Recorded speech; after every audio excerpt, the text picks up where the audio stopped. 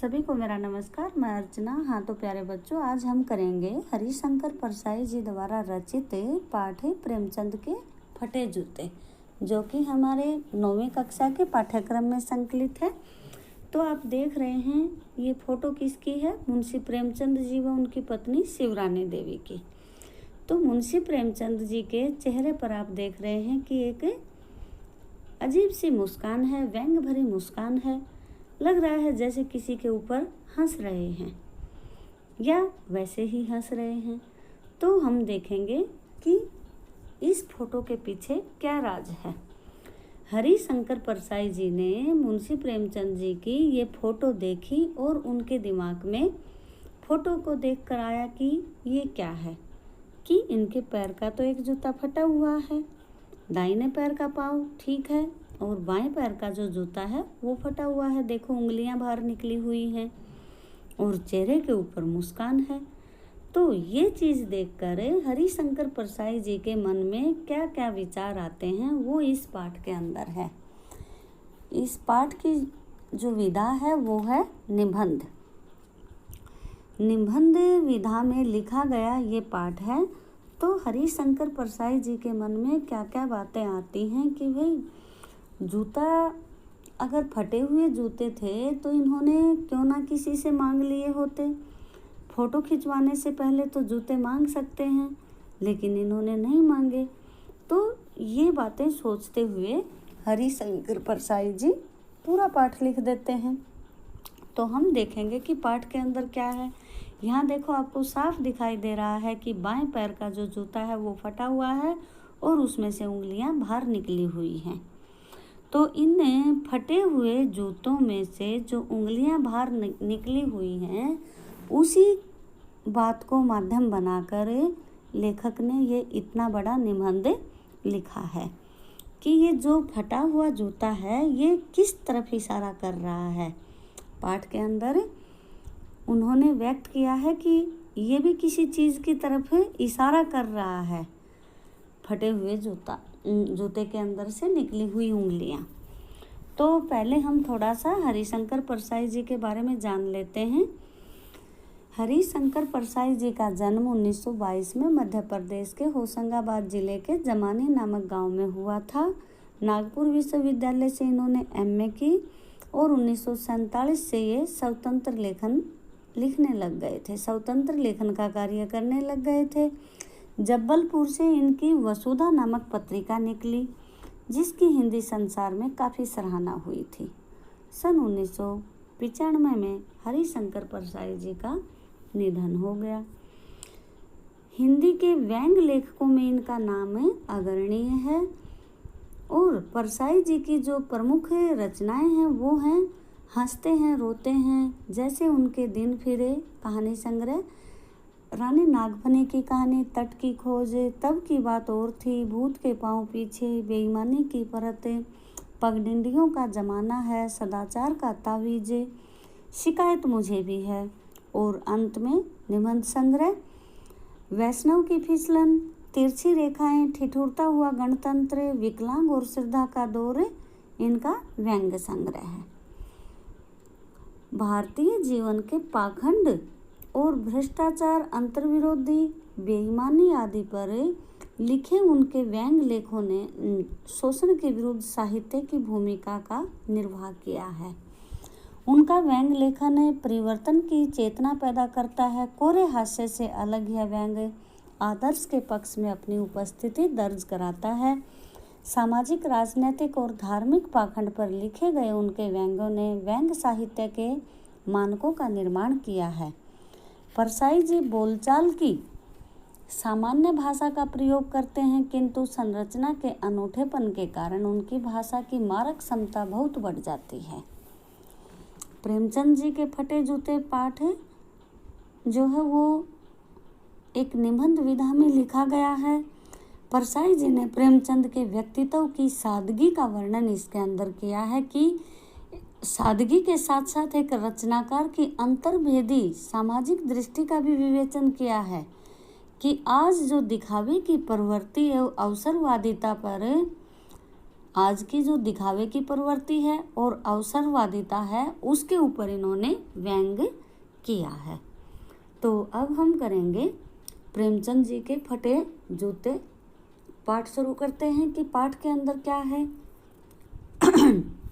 प्रेमचंद जी का लेखक कहते हैं कि प्रेमचंद जी का एक चित्र मेरे सामने है। पत्नी के साथ फोटो खिंचा रहे हैं।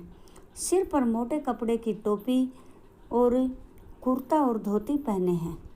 कनपटी चिपकी है, गालों की हड्डियां उभर आई हैं, पर घनी मूछों ने चेहरे को भरा भरा बना दिया है। पाँव में कैनवस के जूते हैं जिनके बंद बेतरतीब बंधे हैं। लापरवाही से उपयोग करने पर बंद के सिरों पर लोहे की पतरी निकल जाती है और छेद में बंद डालने में परेशानी होती है। तब बंद कैसे भी कस लिए जाते हैं। दाहिने पाँव का जूता ठीक है, मगर बाएं पैर का जो जूता है वो उसके अंदर छेद हो गया है जिसमें से उंगलियां बाहर निकल आई हैं। मेरी दृष्टि इस जूते पर अटक गई है। सोचता हूँ फोटो खिंचाने को अगर एक पोशाक है तो पहनने की, कि अगर ये फ़ोटो खिंचाने की इनकी पोशाक है तो पहनने की पोशाक कैसी होगी। लेकिन फिर सोचता हूँ कि शायद इनकी कोई पोशाक अलग नहीं होती होंगी। ये जैसे दिखते हैं वैसे ही फ़ोटो खिंचा लेते होंगे। मैं जब इनके चेहरे की तरफ देखता हूँ तो क्या तुम्हें मालूम है मेरे साहित्यिक पुरखे की तुम्हारा जूता फट गया है और उंगलियां बाहर निकल रही हैं। क्या तुम्हें जरा भी एहसास नहीं है, जरा लज्जा संकोच झेप नहीं है? क्या तुम इतना भी नहीं जानते कि धोती को थोड़ा नीचे खींच लेते तो उंगली ढक सकती थी, मगर फिर भी तुम्हारे चेहरे पर बड़ी बेपरवाही, बड़ा विश्वास है। फोटोग्राफर ने जब रेडी प्लीज कहा होगा तब परंपरा के अनुसार तुमने मुस्कान लाने की कोशिश की होगी। दर्द के गहरे कुएं के तल में कहीं पड़ी मुस्कान को धीरे धीरे खींचकर ऊपर निकाल रहे होंगे कि बीच में ही क्लिक करके फोटोग्राफर ने थैंक यू कह दिया होगा। और विचित्र है यह अधूरी मुस्कान। यह मुस्कान नहीं, इसमें उपहास है, व्यंग है। इनकी मुस्कान को कह रहे हैं कि किसी का मजाक उड़ा रहे हैं शायद आप। यह कैसा आदमी है जो खुद तो फटे जूते पहने फोटो खिंचा रहा है पर किसी के ऊपर हंस भी रहा है। लेखक सोच रहे हैं ऐसा फोटो ही खिंचाना था तो ठीक जूते पहन लेते या न खिंचाते। फोटो न खिंचाने से क्या बिगड़ता था। पर फिर कहते हैं कि शायद पत्नी ने कहा होगा, फिर कह दिया होगा अच्छा भाई चल कहकर बैठ गए होंगे। मगर यह कितनी बड़ी ट्रेजेडी है कि आदमी के पास फोटो खिंचाने को भी जूता न हो। मैं तुम्हारी यह फोटो देखते देखते तुम्हारे क्लेश को अपने भीतर महसूस करके जैसे रो पड़ना चाहता हूँ, मगर तुम्हारी आंखों का यह तीखा दर्द भरा व्यंग मुझे एकदम रोक देता है। तुम फोटो का मतलब नहीं समझते होते तो किसी से फोटो खिंचाने के लिए जूते मांग लेते। लोग तो मांगे के कोट से वर दिखाई करते हैं, मांगे मोटर से बारात निकालते हैं।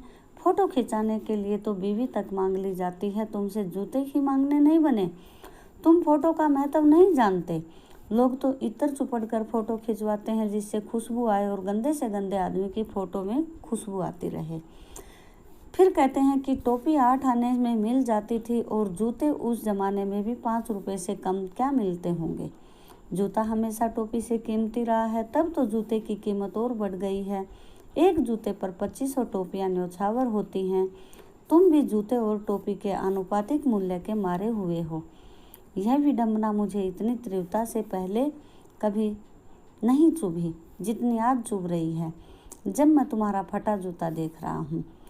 तुम महान कथाकार, उपन्यास सम्राट, युग प्रवर्तक, जाने क्या क्या कहलाते थे, मगर फोटो में तो तुम्हारा जूता फटा हुआ है। मेरा जूता भी कोई अच्छा नहीं है।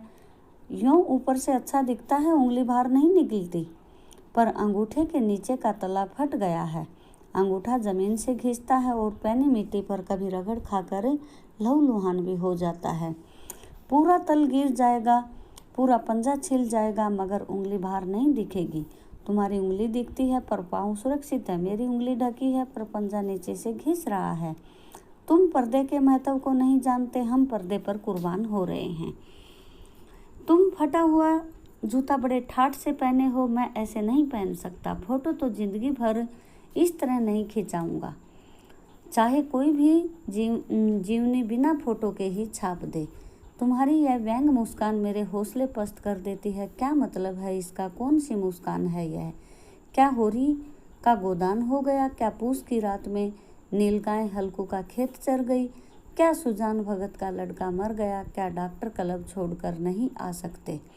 नहीं, मुझे लगता है कि माधो औरत के कफन के चंदे की शराब पी गया, वही मुस्कान मालूम होती है।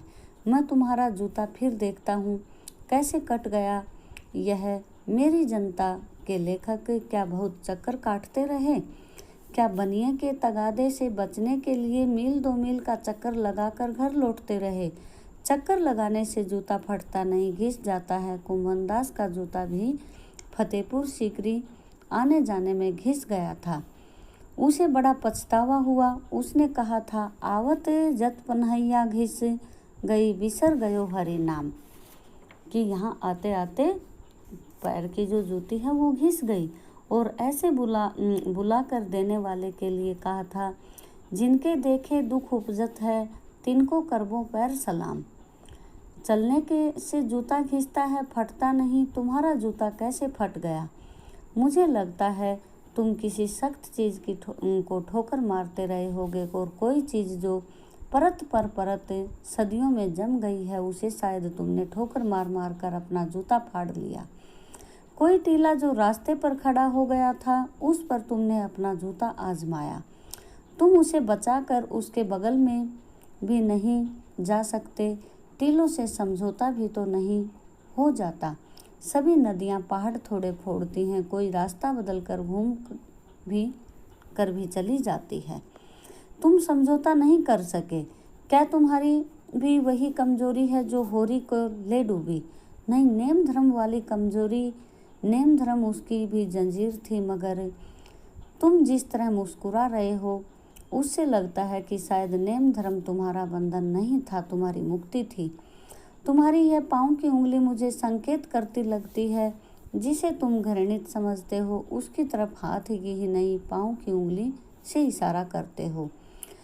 तुम क्या उसकी तरफ इशारा कर रहे हो जिसे ठोकर मारते मारते तुमने जूता फाड़ लिया? मैं समझता हूँ कि तुम्हारी उंगली का इशारा भी समझता हूँ, या व्यंग मुस्कान भी समझता हूँ। तुम मुझ पर या हम सभी पर हंस रहे हो। उन पर जो उंगलियां छिपाए हैं, तलवा घिसाए चले जा रहे हैं। उन पर जो टीले को बरकरार बाजू से निकल रहे हैं। तुम कह रहे हो कि मैंने तो ठोकर मार मार कर जूता फाड़ लिया, उंगली बाहर निकल आई, पर पाँव बच रहा है। मैं चलता रहा, मगर तुम उंगली के ढाकने की चिंता में तलवे का नाश कर रहे हो। तुम कैसे चलोगे? मैं समझता हूँ कि मैं तुम्हारे फटे जूते की बात को समझता हूँ, अंगुले के इशारे को समझता हूँ, तुम्हारी व्यंग मुस्कान को समझता हूँ। तो यहाँ देखिए, लेखक ने उनकी मुस्कान को बताया है कि तुम किसी के ऊपर हंस रहे हो, तुम व्यंग कर रहे हो कि आज समाज में कैसे दिखावे के लिए नीचे से सब कुछ अंदर से विनाश हो जाता है, अंदर से नाश हो जाता है, लेकिन ऊपर की तरफ दिखावा ज्यों का त्यों रखते हैं। ऐसे व्यक्तियों के ऊपर व्यंग कर रहे हो और सबके ऊपर तुम हंस रहे हो। तो आज की इस अवसरवादिता और दिखावे रूपी समाज के ऊपर उन्होंने व्यंग किया है। हरिशंकर परसाई जी का ये पाठ लिखने का मतलब है, उनका उद्देश्य है कि आज के समाज में कैसे अवसरवादी लोग हो गए हैं और किस तरह से लोग दिखावे की तरफ बढ़ रहे हैं, तो उसके ऊपर व्यंग किया है। हाँ, तो बच्चों, आपको ये अच्छे से समझ में आ गया होगा। अगर नहीं भी समझ में आया है तो आप इस वीडियो को 2 या 3 बार सुने, बिल्कुल अच्छे से आपको समझ में आ जाएगा। धन्यवाद।